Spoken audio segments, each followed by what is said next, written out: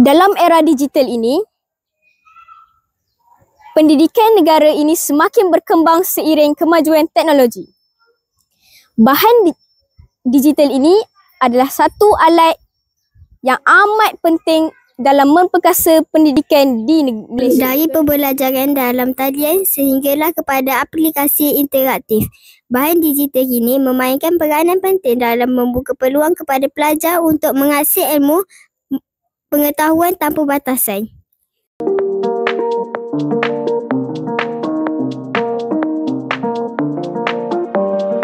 Dalam bilik darjah, guru kini tidak lagi hanya bergantung kepada buku teks tradisional.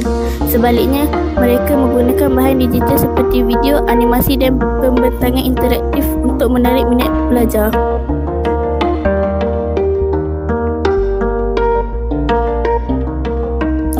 Pentingnya bahan digital tidak terbatas kepada pelajar di bandar.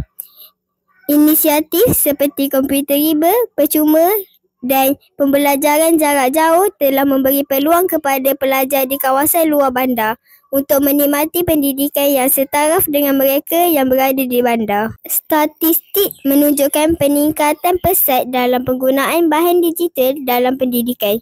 Ini bukan sahaja memberi kemudahan tetapi juga memperluas aksesibiliti kepada pendidikan berkualiti bagi semua pelajar di negara ini.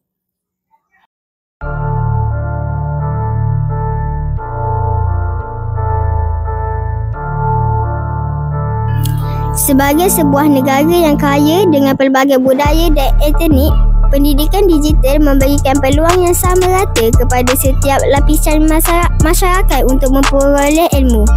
Dari kawasan bandar ke luar bandar, semua pelajar mempunyai peluang yang sama untuk berjaya.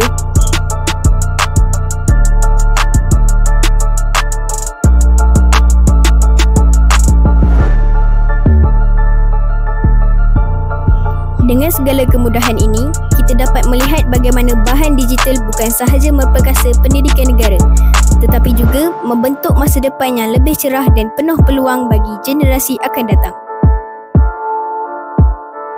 Pendidikan adalah hak setiap individu. Dengan memanfaatkan bahan digital, kita dapat memastikan pendidikan yang lebih inklusif, berkualiti dan berdaya saing bagi semua rakyat Malaysia.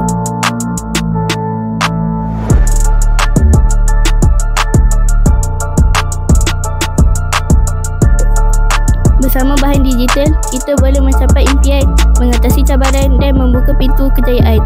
Pendidikan negara yang lebih cemerlang bermula dengan kita.